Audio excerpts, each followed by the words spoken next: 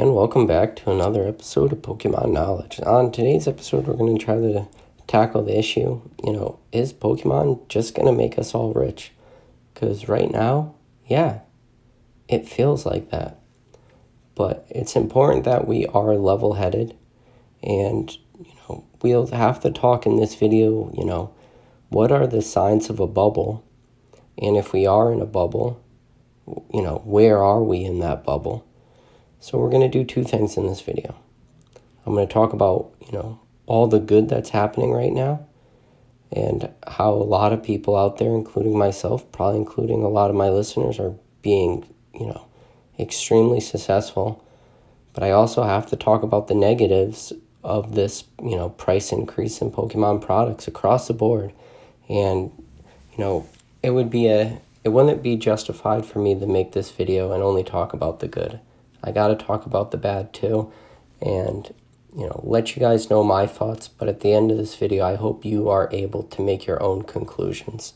Ever since this channel's been around and, in the grand scheme of YouTube, this channel's so new, it's not even a blip on the radar. And especially when it comes to Pokemon content on YouTube, it's not even a blip. But in that very small window of time, I was trying to warn you guys, trying to tell you, get ready for the very near uptick we're going to see in Pokemon. And whether that meant go out, purchase a bunch of sealed product, purchase vintage sealed product, purchase vintage singles, send your raw cards away to be graded, get ready. Do all the little things to be in a position that when the market does explode, you are in a position to capitalize that. And that doesn't mean that you have to be an investor or a collector or a flipper. You just have to be smart. And that's all I'm trying to tell you. And, where you go with your collection is totally up to you. And hopefully you'll have a lot of the tools to be ready. And I've already said this in other videos. And that's not what this video is about. This video is about, where are we if this is a bubble? Because the price increases we have seen on products across the board are borderline make-believe. Yeah, they're that crazy. Do you think in a good market that in the, few months time period to see 10, 20, 30% gains, that is earth-shaking type of gains. Absolutely crazy in any type of market. Pokemon, on the other hand, we've seen on different products tenfold increases, threefold increases, twofold increases. For you to have, a relatively decent sealed product or relatively decent vintage product or graded product, and only have seen 100% is on the low end. And yeah, it doesn't really make sense. Think about the most recent mass-produced set, Vivid Voltage. That is a set that was released in November. The most recent set, still in print. You can still go out, if you're lucky, and find it on the shelves. Pokemon has made it very clear. They are reprinting sets. They're going to try to meet the demand. Guess what? Vivid Voltage is definitely on that docket, and there's no way you can argue about it. Yeah, are the supplies real low? Yes. But a Vivid Voltage booster box in November, if you were getting your pre-releases and you had a couple booster boxes ordered, you paid $100. Now, they're $200. That's 100% increase. And that's the newest product. Shining Fates, yeah, do I think the prices are going to drop a lot? Definitely. But ETBs, already 100% increase in profit. These numbers are insane. And I don't think they're realistically sustainable. Now, for a minute, we're just going to throw out the fact that maybe these prices are not sustainable. At least the run-up in price is not sustainable. There's no way you can see 100% increase in products, what seems to be month over month. Eventually, you're going to hit the ceiling on a lot of these products, or prices are going to come down. There's no way that in 2 months from now, Vivid Voltage increases another 100% to 400, and then another 300, or another 3 months from then, another 100%. So now up to 800. We're not going to see that. So, you got to keep that in mind. But with that said, a lot of us in the hobby, and probably a lot of you guys on this channel, or anybody who's been in Pokemon now for the last few months, like I said, and have been accumulating as much as you can get your hands on across the board, or, you have a relatively decent collection before all this hype came, which is kind of the position I'm in. And I look at my collection and I say, well, I definitely wasn't ready for this. But as I sit back, I look at it more and more, man, what I have happening in my life with Pokemon is life-changing, dollar amounts. Sets that were, very mediocre are extremely expensive. My sealed vintage product has gone absolutely bananas. I loved Cosmic Eclipse. Thank God I love Cosmic Eclipse. I only bought that set in, beginning of 2020 and end of 2019. My booster boxes of Cosmic Eclipse that I paid $100 for, they're selling for over $400 a piece. What? Oh my God. That is insane. Every single sealed product I have, especially some of my older stuff that I didn't think was really going to ever, maybe I thought it was going to creep up in price, but not doing what it's doing. I'm starting to watch unfold before my eyes crazy increases across the board in all the product I have. And it's getting to the point where I'm getting nervous. And I'm not getting nervous that I'm making money, quote unquote, because you got to keep in mind, if you got your product sitting at home and it's not being sold and it's still part of your collection, it's unrealized gains. But now I'm getting to the fear where I'm looking at a lot of my products. And sure, I've always had pieces of my collection that I like to flip and sell, because I would take that money and buy, parts of my collection that I wanted, things to hold on to, and I would get rid of the things that I didn't really care so much about. And that was fine. But the problem we're running into now with a lot of my rare or more vintage products is, if I let these go at these current prices and the prices of these products continue to rise, they will now be unattainable for me forever, and I have to ask myself a lot of questions. Is my collection worth it now for me? Because these prices were never even in the realm of, possible for me. And maybe in the super long term, but like I said, some of my stuff I own 400, 500, 600% price increases. These numbers are absolutely insane. And it's getting to the point where, my wife is now asking me, do we sell some of your collection and pay off the mortgage? Yeah, I refinanced my mortgage a year ago into a 15-year mortgage. Yeah, I'm now having the conversation with my wife to sell off a large percentage of my collection and pay off my house. What the heck is going on? And again, it's not a bad thing right now what's going on. It's a good thing. I love the fact that everything I own in Pokemon is rising in price. But now it's getting to scary type levels. And I'm not going to sell yet because I still see a quick influx of new investors coming very soon into the market. And with those influx of new investors is going to come new money.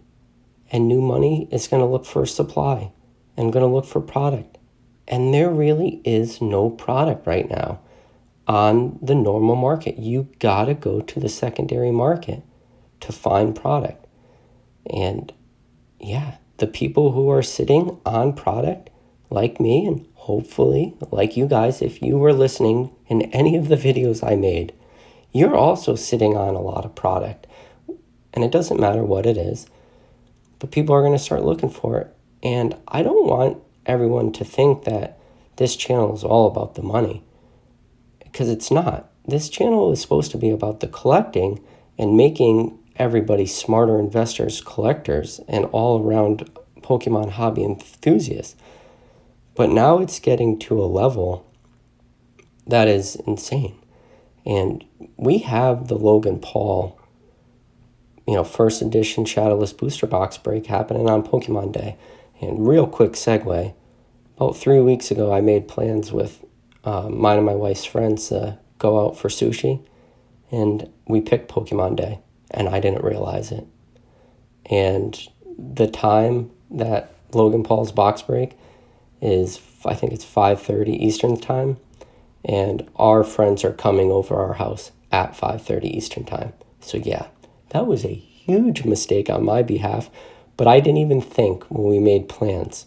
But yeah, that's what I'm doing on Pokemon Day, and there was nothing I wanted to do more than to sit and watch that video live. Yeah, I could still go back and, trust me, it will be be on the internet for all of time. That video is never going away. But now I'm very sad that I'm not going to get to experience that live, and that's a shame. But sorry, that was just a little quick segue. So now I'm going to put up, a normal chart of what a bubble looks like. And I think the bubble, if we are in a bubble, it's a little bit different than the one that's on the screen, because there's nothing to really talk about what happened with the pandemic and people being at home, and the fact that our generation is a certain age bracket. We grew up with Pokemon cards. We now have more money, all the things I've talked about in other videos. But with that said, obviously the takeoff, yes. Pokemon has already taken off. Trust me. If you look at the market, you know that. So we'll skip that.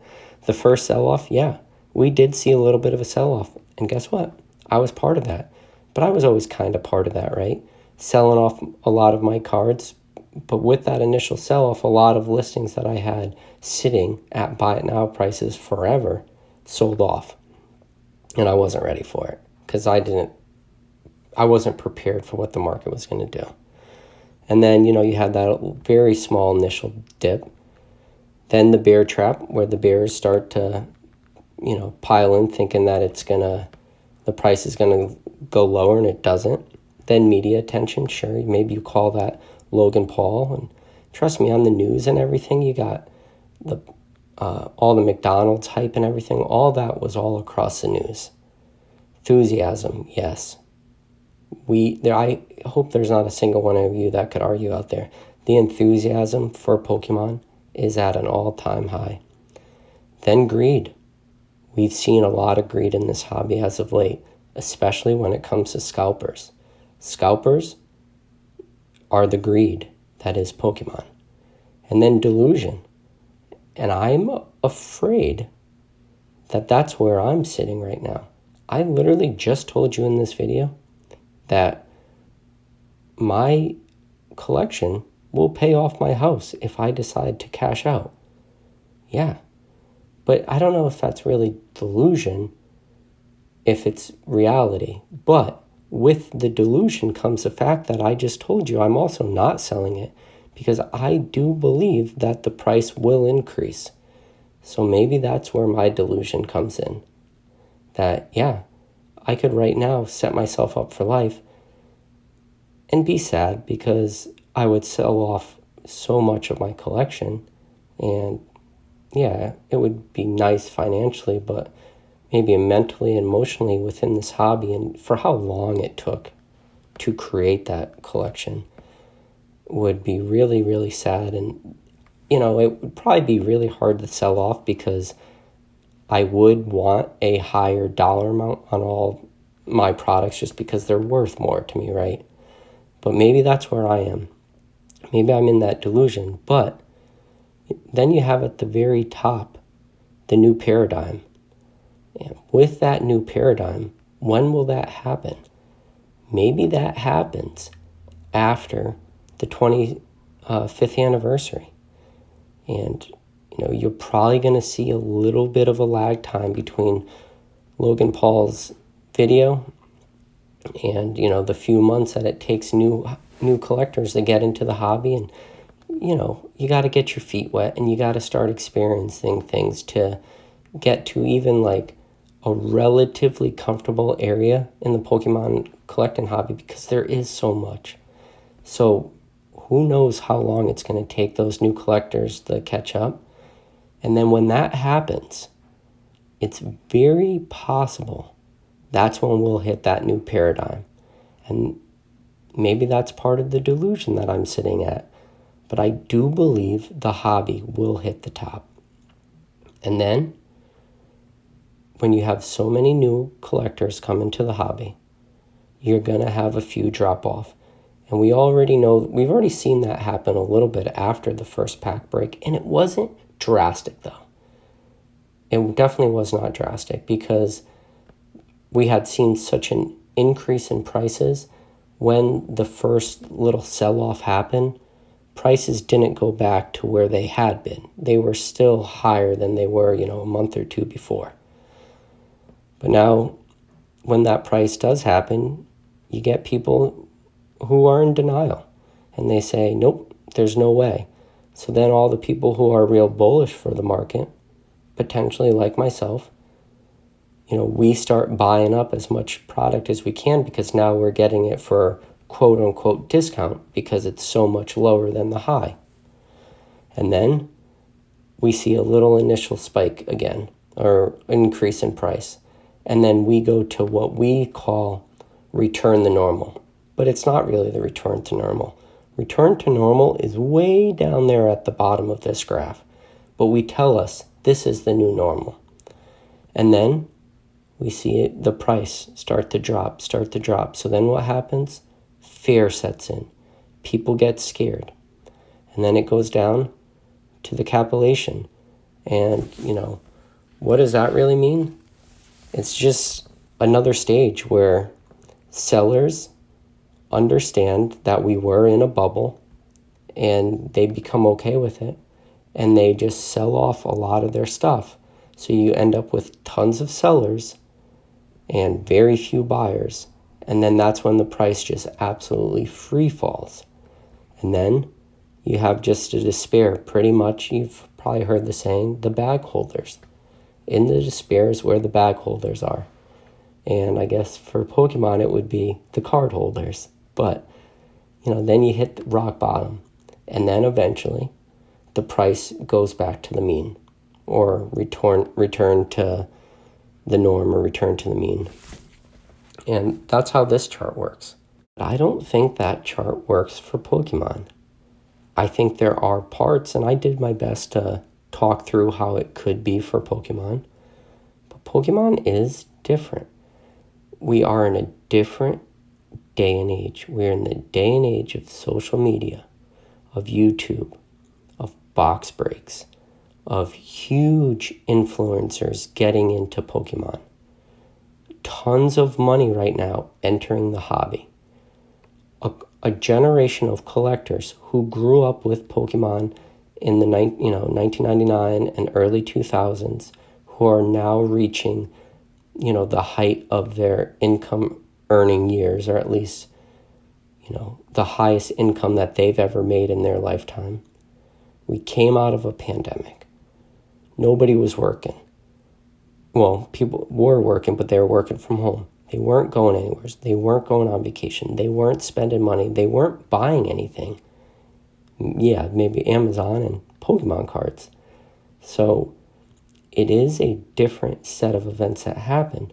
But then we also made it through 2020, which just saw nothing but increase in price. And we made it to the 25th anniversary.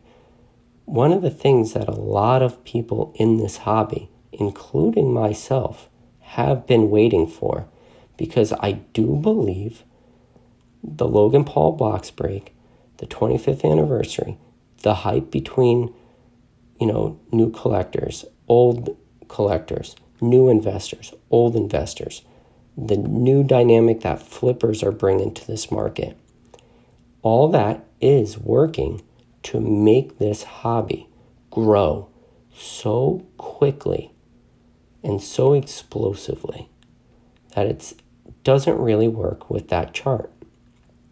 And I don't know what you guys should do. This is a part of the video I tell you I am not a financial advisor. I am not a financial planner. Do not take financial advice from me. If you do look for financial advice, seek out a licensed professional. So with that said, just throw that out there. And, hopefully by now, you guys have all the tools and all the weapons to make you successful in this hobby.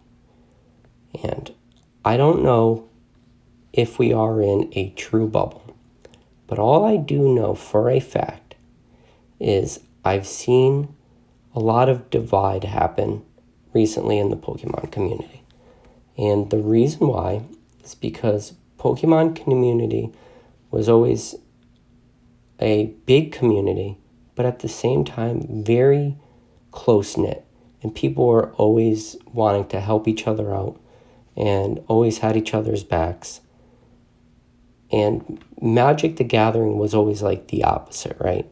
Where Magic the Gathering was just super tight-knit group, and either you had been there forever or you just weren't allowed in.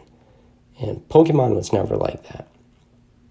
But then we've seen a lot of that greed hit Pokemon, with buyouts and stuff. And, think about buyouts.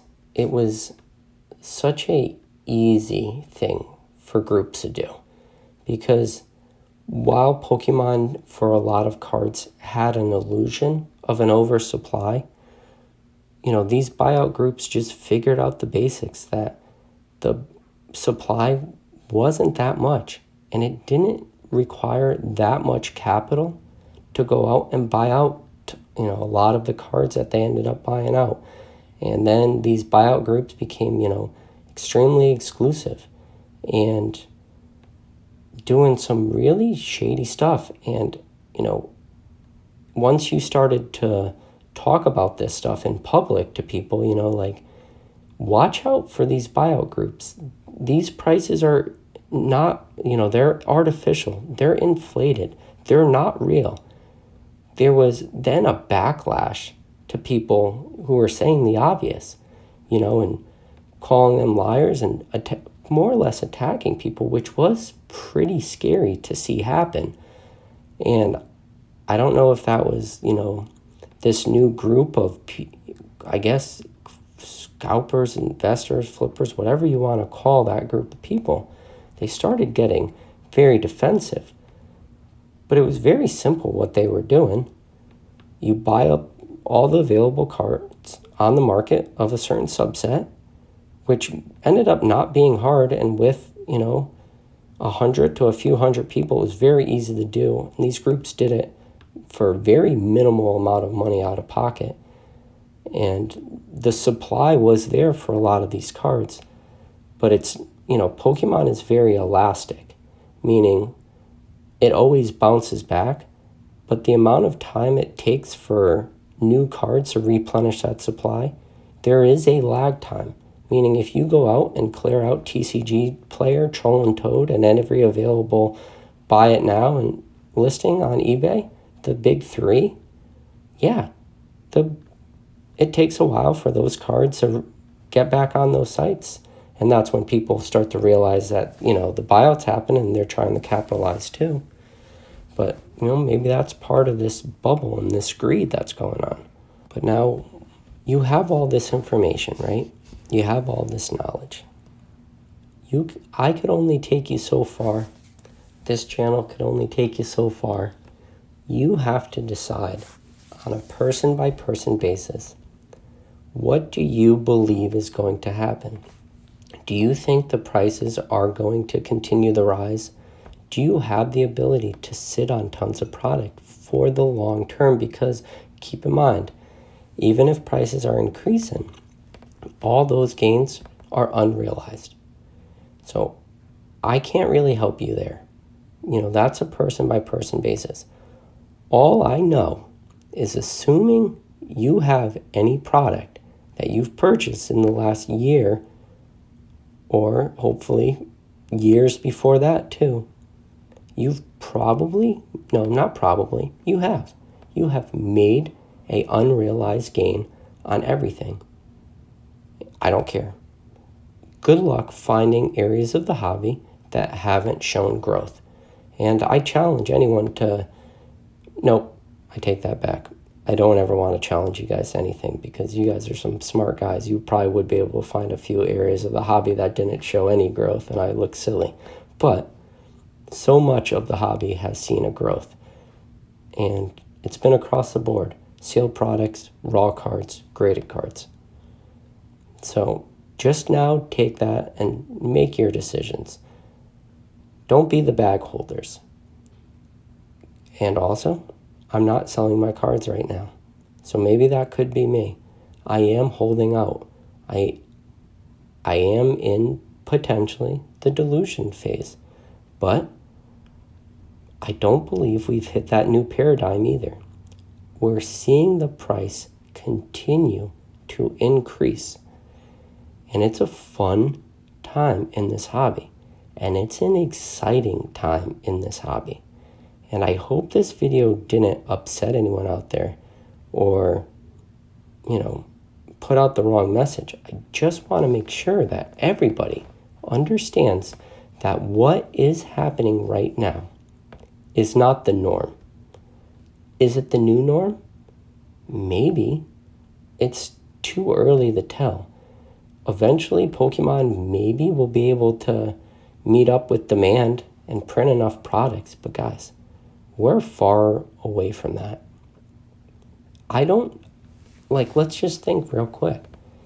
If there was a number of products that would have to hit the shelves to no longer allow shelves to be cleared out, I can't comprehend what that number would be.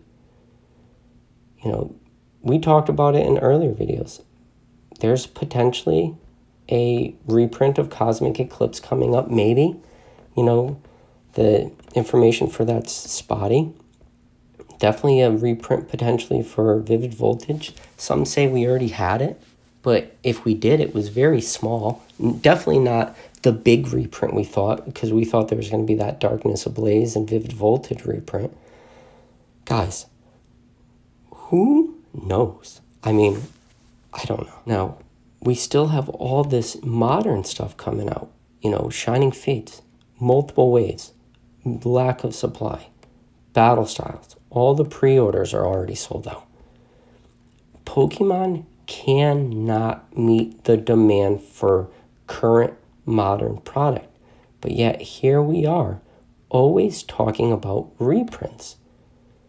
You can't even print enough to meet current demand for your modern stuff. We're going to talk that you have the ability to now go back and reprint a lot of stuff. No, you don't. And if you do, good luck reprinting super high demand stuff. Remember the Unified Minds boxes that were released at Walmart? Because Unified Minds is a hot set, good set, solid set. Those things were evaporated off shelves. Trust me, you think if a booster box of Cosmic Eclipse hit the market tomorrow at $100 MSRP, you think they would just sit there? You think if you went to Walmart and there was a bunch of, individual blister packs, the single pack blisters sitting on the shelves of Cosmic Eclipse, that no one would be clearing off those shelves? 3-pack blisters? You think, oh, okay, I went into Walmart and I saw an ETB of Cosmic Eclipse, 10 packs in there? Yeah, good luck. None of that stuff right now would stay on the market. But that's talking about reprints, right? And reprinting hot sets.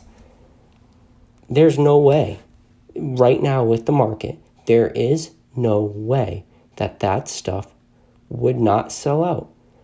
And I guess hypothetically, you can reprint it to oblivion, but can you really reprint it to oblivion? Because then you would only be printing one set. And the demand for everything else, for, Darkness Ablaze and Vivid Voltage and Shining Fates and Battle Styles, and then we're going to see that Eevee set coming out. Is that what you're going to do? You're just going to reprint like one old set into oblivion and just ignore everything else? No, you can't do that. You got to try to find this good balance, which Pokemon has not been able to find. And yeah, guys, I don't know.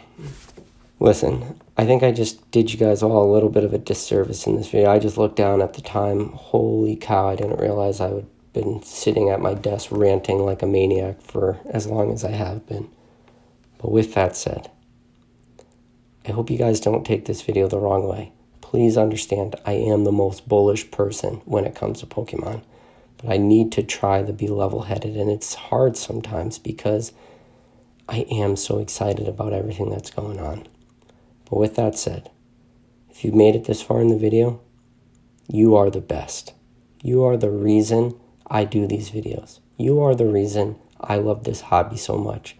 And if you're new to this channel and you've made it this far in the video, hit that subscribe button. And other than that, hit that like button. Because when you hit that like button, you pump this video up through the YouTube algorithm and you make this content available to a lot of other people out there. And that's the best way you can support this channel. But other than that, guys, thank you. And I'll catch you on the next video.